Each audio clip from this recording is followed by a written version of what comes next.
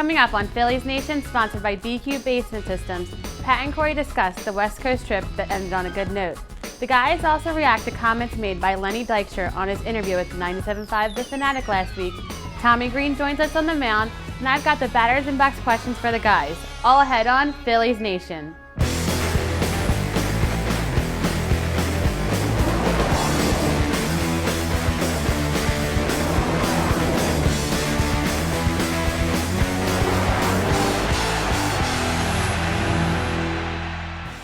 Welcome to the latest edition of Phillies Nation, brought to you by BQ Basement Systems. We are here at McStew's in Levittown. He is Corey Seidman, and I am Pat Gallen. Well, a pretty fruitful West Coast trip for the Philadelphia Phillies. They go out to the Rockies, they go out to Denver, and they lose 2 of 3. So it starts off not on the right foot. But then they go to Los Angeles to take on the Dodgers, a team that has World Series aspirations, that has a $3 billion payroll, and they take 3 of 4. And then they finish it off with a nice trip to Arizona. They take 2 of 3 from the Diamondbacks. And that was another series that started off a little shaky and then was shaky into the second game of the series, but they come away with it, winning 6 of 10 games on that road trip and 6 of their last 8.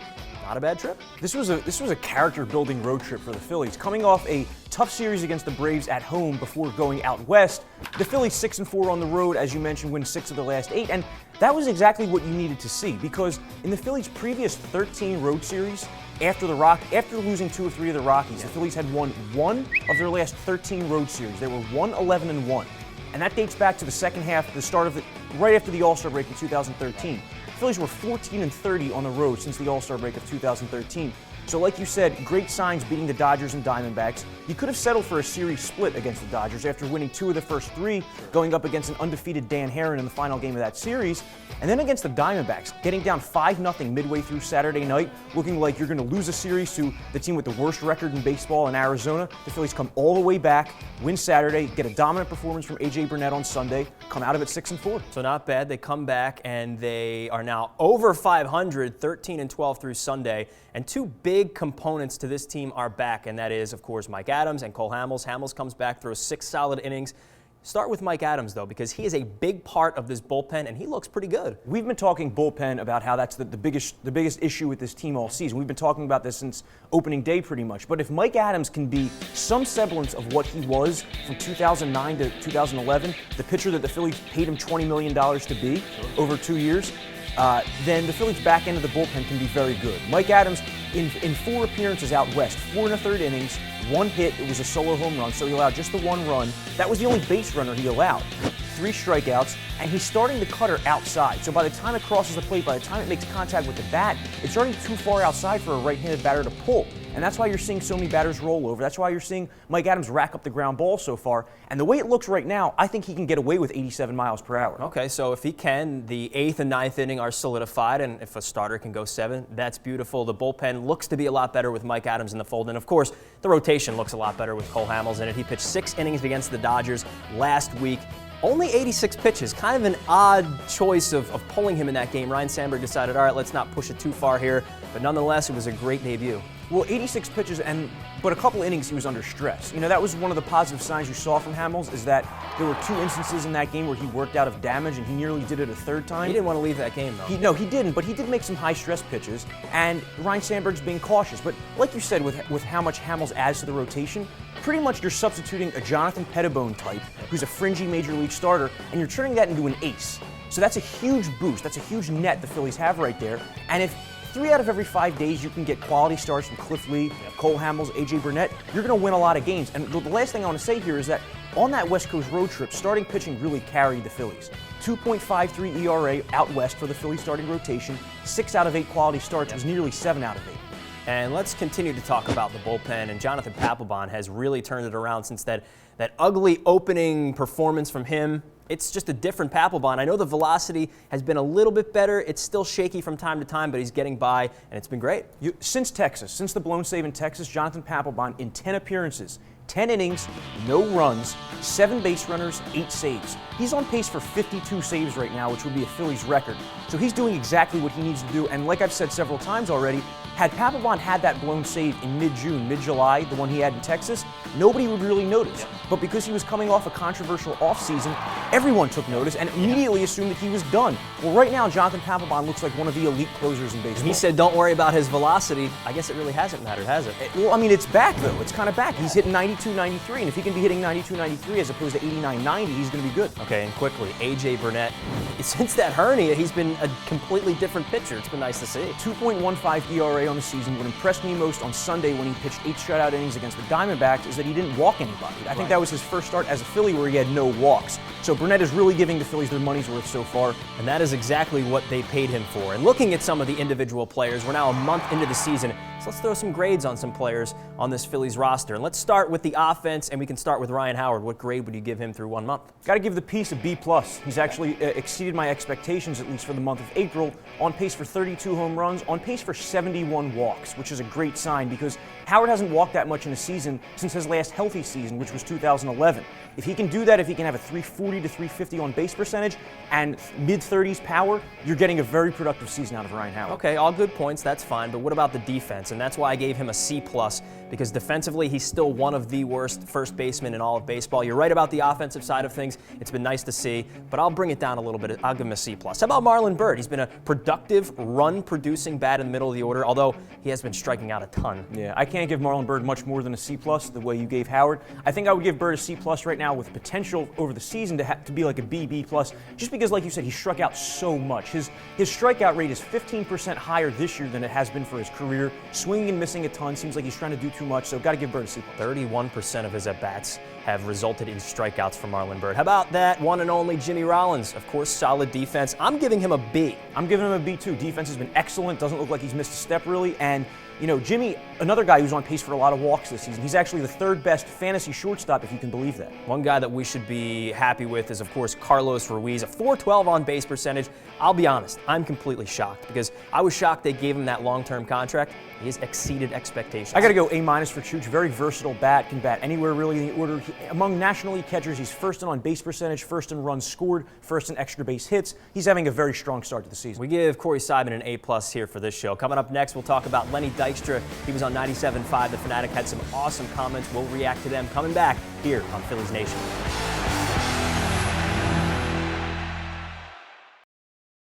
Our customers tell us it's important that they know who they're doing business with. Basement foundation issues are never fun, and finding a contractor that you can trust can be hard. That's why I founded BQ Basement Systems in 1997. We're the experts in identifying and fixing problems in your basement, your crawl space, foundation repairs, and all things basementing. Have one of our certified inspectors out for your free evaluation and estimate. Visit us at bqbasementsystems.com or call us at 1-800-339-2070. McStew's Irish Sports Pub in Levittown is a great place for sports fans. Come out and watch your favorite Philly teams on our 18 high-definition TVs. We've been voted Best of Bucks for our game day atmosphere, our drink specials, and our one-of-a-kind wings. And if you can't stick around, stop by our takeout store to pick up your favorite domestics, imports, and craft beers from all around the world. Visit us at facebook.com/McStews for info on all of our upcoming events. McStew's Irish Sports Pub at Bristol Oxford Valley Road and New Falls Road. We're very excited to implement a program called 8 Weeks to Wellness. At Summit Spine and Wellness, we combine chiropractic care, massage therapy, customized nutrition, personal training, and meditation. If you want to improve your health, take the 8 Week to Wellness Challenge like Dan, who lost 32 pounds, 6 inches off his waist, and 94 points off his cholesterol. We use a customized wellness score to measure your health and develop a diet and fitness plan just for you. Call our office at 215-487-2500 and ask about getting set up for your wellness score. In a world where bankers have lost all interest, where robots and fat cats rule our fortunes, one woman will stand up and strive to do the impossible. Be treated like a person. Friends and neighbors will join her quest. Ordinary people will band together against the forces of corporate greed. And together they will form Philadelphia Federal Credit Union, already in a neighborhood near you. Phillies Nation is presented by BQ Basement Systems, the Philadelphia region's premier basement contractor.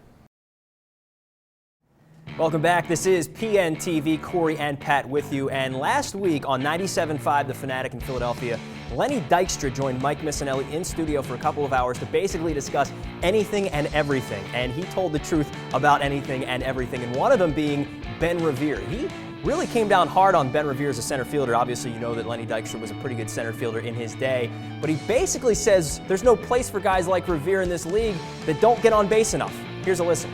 When the Phillies broke camp with this guy, Ben Revere, he hadn't hit a home run in his career. Even Rafael Belliard hit a home run. Okay, what's his on-base percentage? 317. Really? You're supposed to hit 317.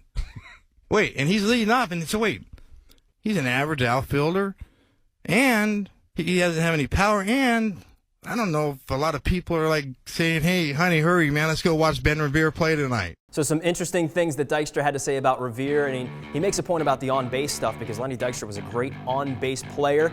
Ben Revere, not so much, something he's got to work on. Ben Revere's hitting .312 this season, which you can't argue with. I do agree with Lenny Dykstra, though. Ben Revere's never been a high OBP guy. OBP through Sunday was .326. However, 6 of his last 7 games have been multi-hit games. So when he's doing that for you, Ben Revere is providing exactly what you need at the top, scoring runs, stealing bases.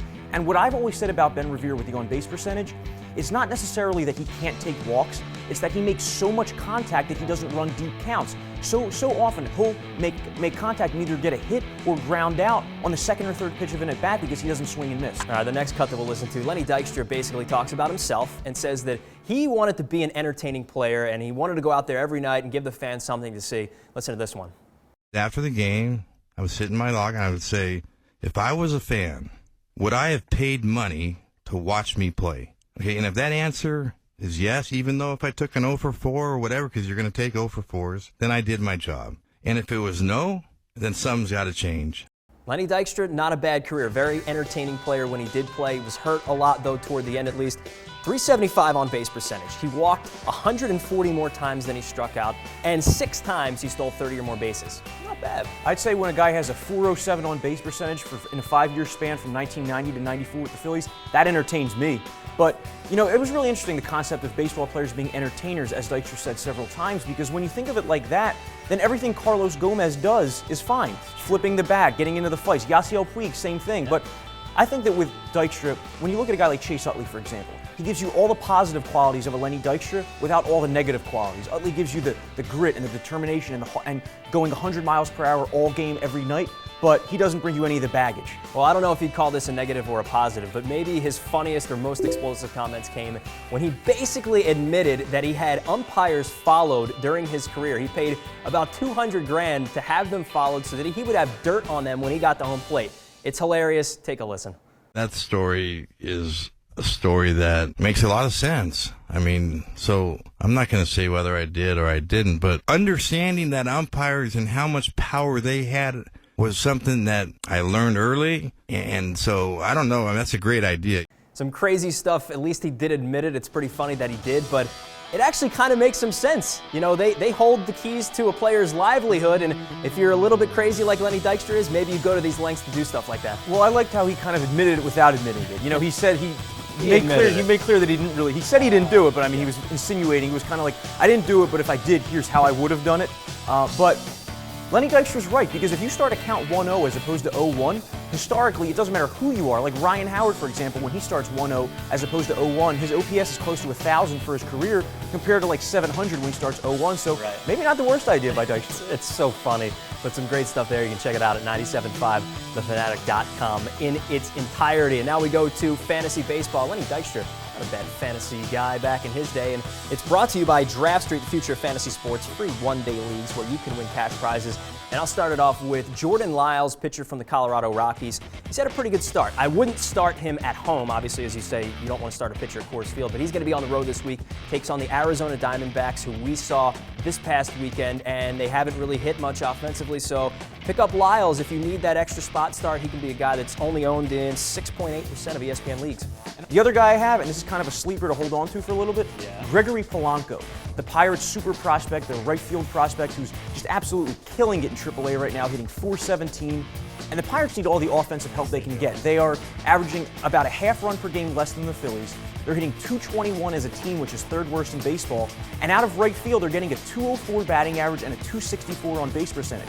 So if they need help anywhere, it's right field. One of our guys behind the camera, Rob, is shaking his head right now because he's a Pirates fan. That stinks. It is Fantasy Baseball. It's brought to you by DraftStreet.com. It is the future of fantasy sports. You can visit DraftStreet.com and use the promo code Phillies Nation and sign up for free one-day fantasy leagues where you can win real cash prizes. Twitter trivia is coming up, and so are we. We're coming right back on PN TV.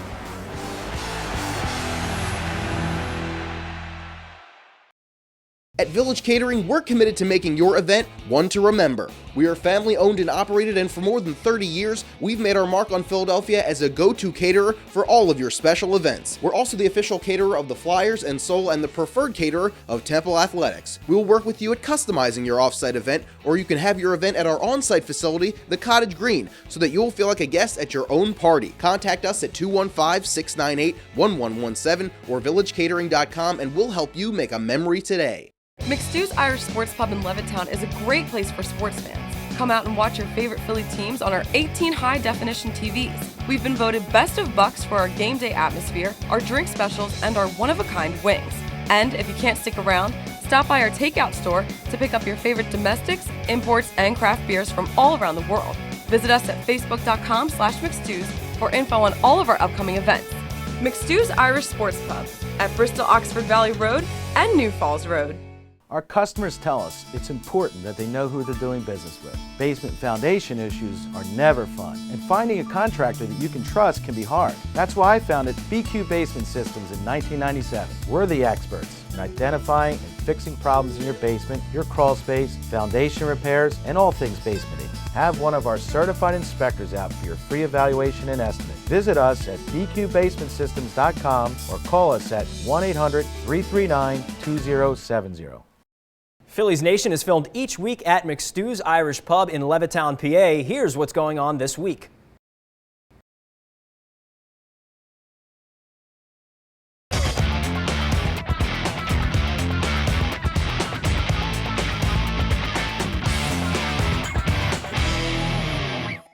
Welcome back to Phillies Nation, sponsored by BQ Basement Systems. It's time for our Batter's Inbox, where the guys debate your questions and I'll pick the winner. Ready? Let's do it. All right, let's go. Our first question asks, who is the best option that can help the Phillies bullpen not currently on the big league roster? Corey? If I'm going an external option, the guy I'm looking at is Kevin Gregg, the veteran pitcher with a ton of late inning experience, closed for the Cubs a little bit last season, had a resurgence, a 3.48 ERA. And what I like about a guy like Kevin Gregg is that he has a legitimate out pitch. He has a splitter that generates a lot of swings and misses, and last year his opponents hit close to 200 against it. That's something that the Phillies bullpen, aside from Jake Diekman, Antonio Bastardo, Jonathan Papelbon, that bullpen lacks a guy who can miss bats the way a guy like Kevin Gregg can, and he wouldn't be as expensive as a Joe O'Hanrahan type, a guy a lot of Phillies fans are clamoring for, another free agent. There are about 20 teams after him, so he's going to be a little expensive. Yeah, absolutely right about the Hanrahan stuff. I like the Kevin Gregg idea. I think that'll work. Ryan Madsen's also a name out there, but no one seems to be biting on him. The one guy that has to be in this Phillies bullpen, I'd say probably in the next month, Ken Giles. We've talked about him now. This is the 5th straight episode we've talked about Kenny Giles. He's throwing 100 miles an hour. I want the flamethrower in the bullpen right now. He can only help. And really, what more does he have to prove at Reading? I don't think he's got much more, because you're throwing 100, you're getting guys out with regularity, striking everyone out, bring him to the major leagues. I want to see him right now.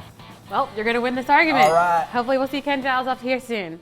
Our next question asks, what is the best way to fix the Phillies bench? Pat? The best way to fix the Phillies bench is to keep your fingers crossed and just hope that it all goes right. I think what will help is the return of Darren Ruff, and he's going to take some of the pressure off of Ryan Howard, especially defensively at first base, and you can filter him in at a corner outfield spot. But other than that, guys just aren't producing, and there's not much you can do. There aren't many guys out there on the open market that you can just go out and grab. So fingers crossed, plus the addition of Darren Ruff once he's healthy, I think that that's the best course of action. It definitely is. Darren Ruff is going to help that bench from a power standpoint, but my main issue is just that you have two utility infielders on this team right now on the bench in Jason Nix and Freddie Galvis. who aren't hitting. They're a combined 6 for 58 through Sunday, which is a 103 batting average, and they've struck out 21 times. Neither of them is producing offensively. They both look lost at the plate, and I take anybody. I take any bat. I take Bobby Abreu over one of those guys. No, you wouldn't. I would, because at least Bobby Abreu can give you a bench power, or a double off the bench, a walk off the bench. Freddie Galvis is an excellent defender, and he has value in that regard. And Jason Nix can play shortstop, so that's why he was on the team to begin the season. But you don't need both of them right now, in my opinion. Well, sorry, Corey. I'm going to go with Pat on this one. 2 for 2. You're on a roll, I guess. Let's do Hopefully it, Darren yes. Huff can produce like he did last season. Great.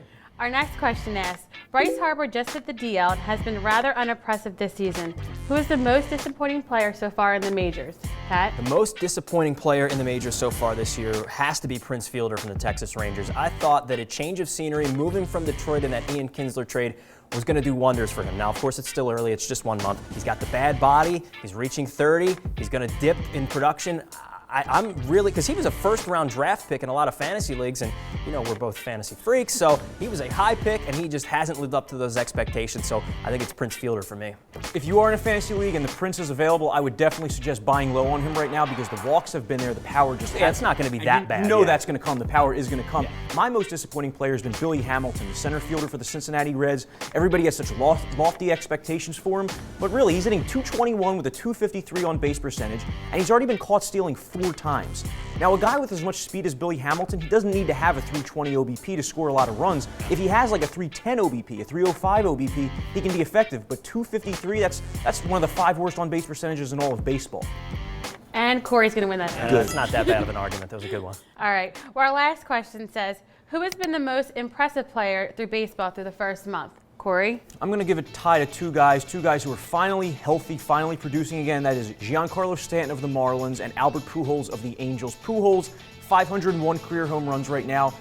If you look at that 500 home run club, he has by far the fewest strikeouts in that 500 home run club. Just shows you what kind of complete hitter he is, and it's good to see him finally able to move. The last couple years he's had some foot problems. Now the power's back, staying up the middle of the field, hitting the ball out of the ballpark.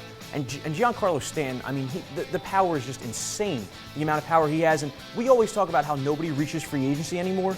Top-tier guys don't reach free agency. This guy might. He is going to reach free agency, and it's going to be like a $250 million contract. And when he does, Ruben Amaro will be knocking on his door with a basket of cash. 2 good ones. I've got 2 better. Jose Abreu from the White Sox and Adam Wainwright from the St. Louis Cardinals. Let's start with Abreu. His power, you mentioned insane from Giancarlo Stanton. His power has been off the charts. 10 home runs through Sunday for Abreu. He set a rookie record through the month of April with 31 runs batted in.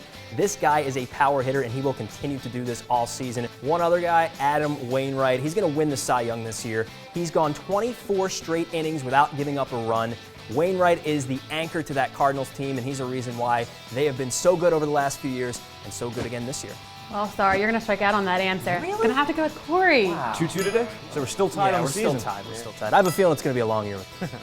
Well, that wraps up our Batters and Box questions for this week. If you want to know what Pat and Corey have to say about your answers, leave them for us on our Facebook and Twitter page. Don't touch that remote. We'll be right back with more Phillies news.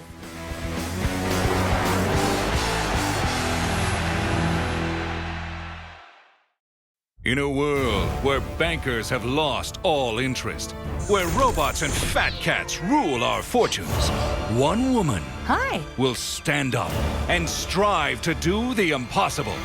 Be treated like a person. Friends and neighbors will join her quest. Ordinary people will band together against the forces of corporate greed. And together they will form Philadelphia Federal Credit Union, already in a neighborhood near you.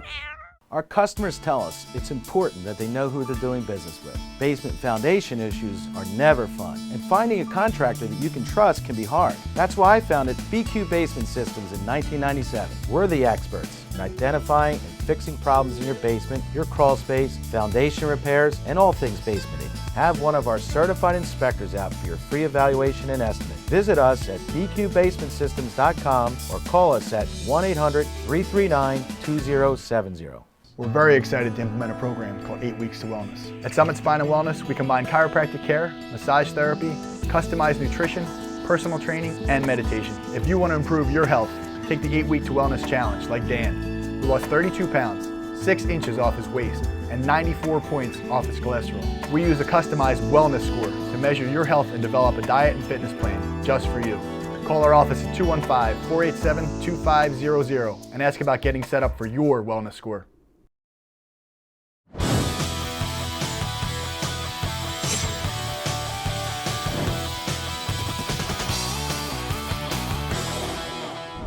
Hi, I'm Tommy Greene.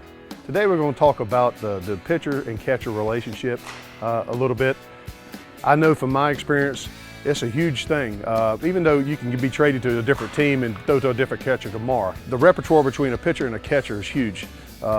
As a pitcher, I want to keep the flow of the game, the tempo of the game going. I don't want to have to shake off. So a catcher that knows what I have and knows kind of what I want to do on the mound, who calls a good ball game, it keeps things going. I know my experience with Darren Dalton. He was one of the best at knowing what we had that day. From one day to the next, he called a great ball game, and it keeps the flow and tempo of the game going. I had to believe in him, what he put down, curveball, fastball, slider, or whatever. I had to believe in that, that conviction, or I shook him off. If I didn't believe in what he did, we'd talk about it. He'd come out and talk to me. And that's the type of relationship you need with a catcher. You just can't follow all the time. You got to have that personal relationship and talk about it during the course of the game. And he was one of the best at it. Thank you, Tommy. Welcome back to McStew's. Corey and Pat with you here, and we get into a segment that we love. It's called By the Numbers, and A.J. Burnett had a pretty good game on Sunday, and he actually was the first Phillies starter to win a game not named Cliff Lee since April 4th. It's been a long time. A very long stretch without a win for the Phillies starting staff. There was much made about that, but A.J. Burnett has deserved more than one win over his last 3 starts. Absolutely. Sunday, a very fruitful day for starting pitchers in Major League Baseball. Elias says there were 9 starts on Sunday in which a pitcher went at least 7 innings and allowed 3 hits or less. That's the most such starts on a day ever. There were a lot of top-tier pitchers going on Sunday, and a lot of guys under the radar had good starts too. Colin McHugh of the Astros, another solid start out of him. My couple by-the-numbers notes are Johnny Peralta of the Cardinals hit 2 home runs on Sunday. He already has 6 home runs on the season, which is 2 more than Cardinal shortstops had in all of 2013. Really? Yes. The other one is Jose Abreu, who we mentioned a little bit earlier, Rookie of the Year candidate already. 10 home runs on the season through Sunday. That's as many as the Kansas City Royals as an entire team, which is pretty impressive considering the power the Royals have. The Royals off to a bad start, and Jose Abreu off to a great start, and he's making good on that 6-year, $68 million agreement with the White Sox. That dude can absolutely rake. Let's go down on the farm, shall we? And Tyson Gillies, not so good. He was suspended 3 games for a bit of a freak out with some equipment in the dugout, so we've been waiting for him to finally break out. He was part of course, that Cliff Lee trade. It hasn't come to fruition. He's hitting just 184 at Lehigh Valley this year. And if you want more on that story and some great quotes from a teammate, Justin DeFreitas, Jay Floyd has more at PhilliesNation.com. Yes, Tyson Gillies, the other 2 guys you were about to mention, Philippe Oman. And Tommy Joseph as well. 3 guys who have kind of struggled. Guys who came over in trades for the Phillies, Gillies and Oman in the Cliff Lee trade of 2010, the winner of 2009.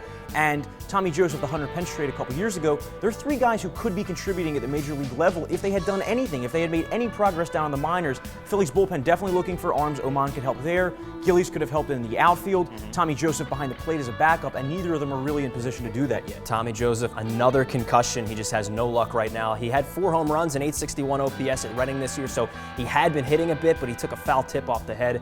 And again, those concussion symptoms are back. And Philippe Aumont, the numbers just not good. 8 innings, 8 hits, 9 walks, 9 strikeouts through Sunday. Guy just can't completely get it all together. Twitter trivia time. Hashtag PN Trivia on Twitter, and you can win a great prize from us. Last week, the question was, who was the first player Cole Hamels struck out looking in the major leagues? Do you know who that was? I do now. It was Ken Griffey Jr. I thought that was pretty impressive that a lefty-lefty matchup, that's the first guy Hamels struck out looking. Not bad, Cole. And this week's question is this. Name the Philly who started the most games at first base in place of Ryan Howard in 2012. Think you know it? I do. It's a guy that I liked the acquisition of at the time, and it turned out terribly. But yes, I do know who it is. I'm sorry to hear about that. Thank you all around. Thank you 2020. Thank you, Ryan. Thank you to my man Corey here, and of course, the BQ Basement Systems and McStew's. Come have a beer here. I am Pat Gallen. We will talk to you next week right here on Phillies Nation.